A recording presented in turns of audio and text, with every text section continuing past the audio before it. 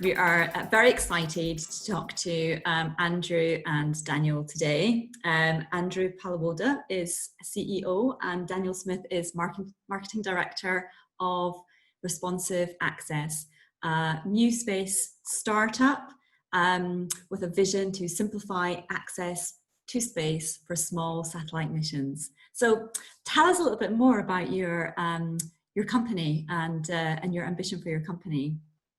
Yeah, so currently the market for launch is a bit of a mess.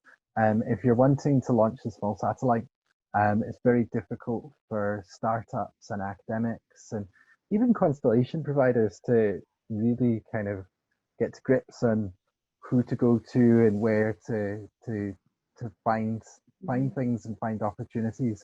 So with Responsive Access, we're building a portal to move a lot of the brokering online. And we're offering orbital and suborbital opportunities. With that, we're also looking holistically and trying to find the blockers for these kind of CubeSat missions. Particularly, one of them is testing. We're doing a lot of work around well, how do we simplify these tests to make it clear what tests you need to do, where you can do them, and similar missions that you can bulk together in order to do a kind of batch test to reduce the cost. Great. So you, Responsive Access was awarded business incubation through the European Space Agency Business Incubation Programme in the UK. So we call that ESABIC for short. And ESABIC UK is managed by the Science and Technologies Facilities Council, so STFC. And you are based at the Higgs Centre for Innovation in Edinburgh, which is an STFC organisation.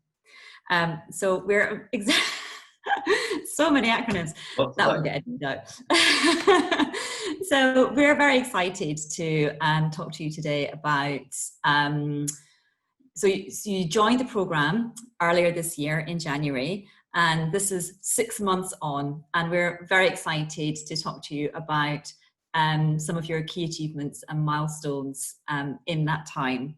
So I'm just going to kick off by asking you that very question.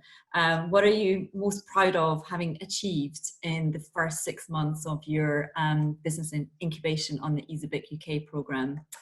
I think for us, the biggest thing is that we've now actually got a product. We've built a proof of concept of our portal, which is a significant milestone for the company. That's brilliant. And what's enabled you to do that? I think when we spoke back in January, you said that you were going to be speaking to potential clients and customers to build the user requirements for the service. So how has that journey enabled you to get to this point? Well, being in ESABIC and particularly the Higgs, we've had access to a lot of resources that we wouldn't otherwise simply have access to. So it's really helped with the requirements engineering. And it's going to help soon with development as well as we make our system more robust and move it through to being more than just a proof of concept, being a full kind of service. And how excited are your future customers, the ones that you have kind of conversed with and talked with to kind of build your product that will really deliver to their needs? How excited are they about the service that you are currently developing for them? Yeah, like everybody that we speak to seems very excited for a platform that can reduce the amount of labor that goes into a satellite mission. It makes things easier and gives all the information that you need just straight in front of you. So there's been really good reception for what we're offering. Yeah, and I would add to that, it's not just the customers, but the suppliers who seem equally as excited, because we're actually solving some of their problems as well by bringing them, making things more streamlined and easier for them too. So it's both sides, which is great. Okay, And just to follow on from that, we've got a number of MOUs signed up with launch companies, and that goes well with the number of LOIs we've got signed with customers, with satellite customers as well. Brilliant, brilliant. So you're building your product and you're building your customer base almost in unison. So yeah, that's really exciting. How has being on the EasyBic UK program enabled this? Well, EasyBic has given us a huge injection of resources, as I kind of alluded to earlier. And it's also given us a reputational boost in that when we're going for requirements engineering and having these calls, it's opened a lot of doors for us that we wouldn't otherwise kind of had access to. Yeah. Yeah, definitely. And I think the EasyBic specifically, we were so keen to set up there, partly as well because of the environmental testing facilities and some of the other facilities there, which are really useful for us because they form part of the product, as Andrew mentioned earlier on about the testing side. So it was a perfect location. Mm-hmm. And it's got a great view. That's true. Yes, it's got a beautiful view, as you can see from my very lovely background. We've got a giant check from Heathrow Airport in I the was office gonna say as well. It sounds Yeah. exciting. Yeah. That giant check's been sitting there for kind of publicity purposes after we won a grant with Heathrow, and it's been sitting there for probably 3 months. If you see someone running around the streets with a giant check, then Yeah. Actually, you might want to say something about that. Give an overview of that of the giant check story. Yeah, so basically we won a grant through Heathrow Airport and the Department for International Trade. It was an export-related grant, and they identified us as a company to kind of highlight as part of that program they were kind of developing. And so as part of that, they awarded us some funding, which was great, which we used. Andrew went over to the States to do some networking and to meet with some potential suppliers and clients. But at the same time, they sent this giant check to us, which we were to use for photographs and for publicity. And the CEO of Heathrow was to come up, and then of course COVID happened. So I've still not even seen that check yet. I don't even know if it's still there. It's still in the box. Is it? Yeah. Cool. Okay. What are some of the big picture missions you will be supporting? So in terms of the clients that you're enabling their missions, what are their missions? What are you supporting? So right now we're working with Glasgow, Edinburgh, and Aberdeen universities, and we're kind of using those as guinea pigs for our platform and for our portal. And we're working to get all of those universities on either suborbital or orbital flights next year. Great. And what's their what will they do once they're there? What's their kind of science mission? So Glasgow University and Edinburgh University are working on, they're actually student-led projects. Mm-hmm. So they're both part education, part academic. They're both testing some really kind of cool and funky mission concepts. They're all kind of multi-mission satellites based within a 3U CubeSat. Aberdeen University is testing some technology that they want to increase the TRL levels for future moon missions. Wow, fascinating. And you've talked previously about the importance of sustainability in the missions you support. So how are you making sure that these missions are sustainable? And what does that mean? What does sustainability in space mean? One thing we're currently wrangling with, one thing that we're currently trying to implement is the use of some of the ESA projects in the past on space sustainability. And we're trying to implement that code within the platform so that all satellites that go through responsive access are sustainable in the way that they'll deorbit naturally over time. We're very much trying to promote the use of propulsion and deorbit sails or deorbit tethers in order to keep space clear of litter. And how are you ensuring that the missions do that? Is it kind of clauses and contracts and things like that? It's more of a it's automatically done within the software, the kind of orbital checks. So if it's seen that the orbital lifetime is above a limit, well, right now it's just made for LEO orbits. So we're assuming everything is quite low. But if they're above the 25-year limit, they're not going to fly. But even now, you don't want a satellite to have a kind of lifetime that's hugely longer than their useful life. Mm-hmm. If there's something there that's completed its mission, there's not much point of it still being in orbit, because it just increases risk for everybody else. Yeah. And a lot of the customers we're speaking to, including the initial university customers that Andrew mentioned, they're all, a lot of them are looking towards, environmental purposes for those payloads that are going to have an impact and positive environmental impact in terms of monitoring the planet and things like that. So it's good to be part of that journey as well. Mm-hmm. I should probably say as well that the university payloads, they all have methods of deorbiting. It's not a kind of bowling balls in space, which is great too, because it really kind of helps to push forward the space sustainability, yeah. which is becoming more and more of an issue. Mm-hmm. I mean, you only need one satellite to smash into the ISS, and yeah, exactly. Yeah, space debris is a huge issue, isn't it? Yeah. Yeah. So how has the current situation, the current COVID-19 pandemic, how has that affected you, if at all? It's presented significant challenges for us. Being a startup, it's difficult to, at the best of times, and when there's a global pandemic, it makes things a lot harder.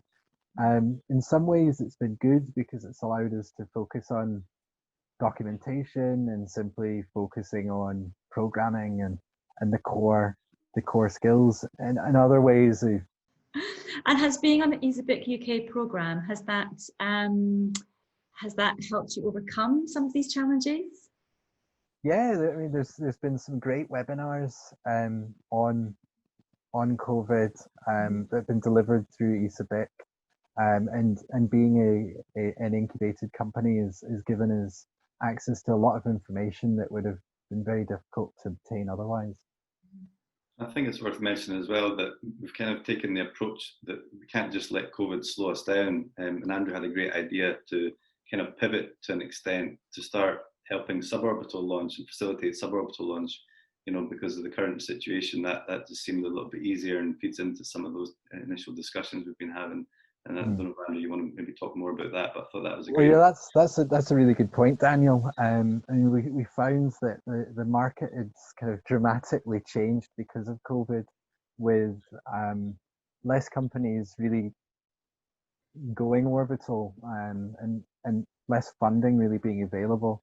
But there's still this desire in order to develop technology and research. So we focused more on the suborbital aspect of responsive access, and push forward a lot of ideas that we're probably going to develop in the future, but we should need to develop this now rather than later. What we're developing now is much lower cost, and it allows people to test things in space really quickly, and at a fixed price, and in future there'll be regular opportunities for this as well. Mm-hmm. Great. So it's been a very productive first 6 months on the EasyBook UK programme, based at the Higgs Centre for Innovation. And I guess I guess we all live in a kind of evolving situation. Just generally, it's businesses can be, you learn stuff as you go along, don't you? And even this COVID-19 situation, you've identified opportunities within that to take your product in a slightly different direction or in a different sphere. So what's your ambition for the next 6 months on the program? In terms of our ambitions for the next 6 months, we're really looking to roll out our products, both orbital and suborbital.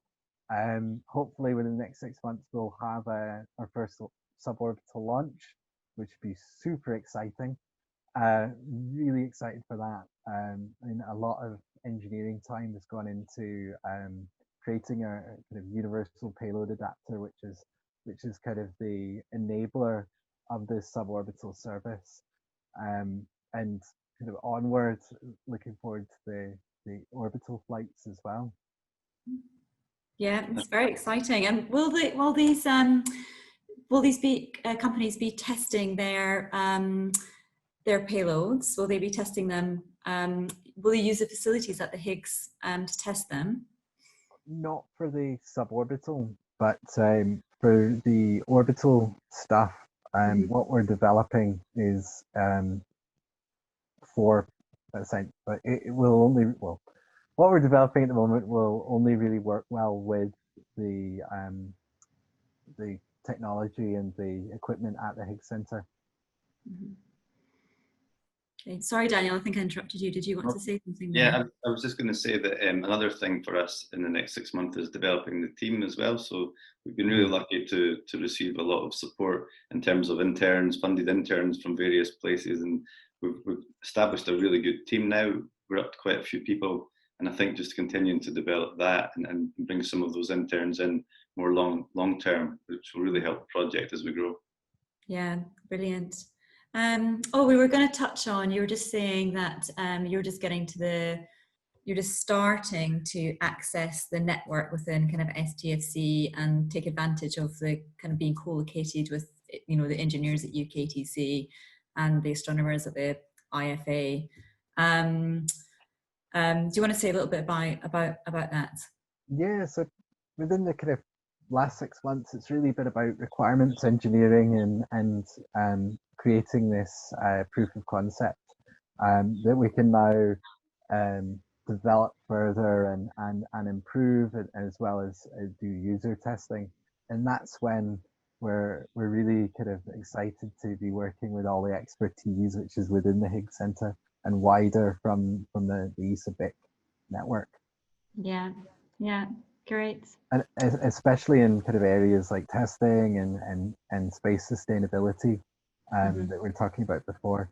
There are things that we found within our requirements engineering that probably weren't feasible for us to do when we kind of started off. We were really keen to tackle the finance side of satellites, and from our kind of requirements engineering, we found that it's actually a much bigger problem than we thought. The risk models are very kind of primitive. The requirements and legislation around kind of dealing within finance are actually very difficult as well, and that we both need extensive backgrounds in finance in order to even trade in finance. And neither me or Daniel kind of fancied being in jail or serving time, so we decided to kind of move away a bit from that. Yeah. How do you see yourself within the whole kind of Scottish space ecosystem? So it's clearly a growing ecosystem that's really flourishing at the moment in terms of having that full value chain from the satellite production in Glasgow, and then the potential for spaceports and launch, and then all the data side that's happening in Edinburgh positioning itself as the space data capital of Europe. So for us to be based in Edinburgh and to have access to all that expertise and all that knowledge and partnerships is really useful. Yeah, brilliant. One of the ways that we kind of see ourselves is the grease between all of the different players within the space industry, and with responsive access, we hope that we can really kind of turbocharge relationships and really kind of move things forward a lot faster.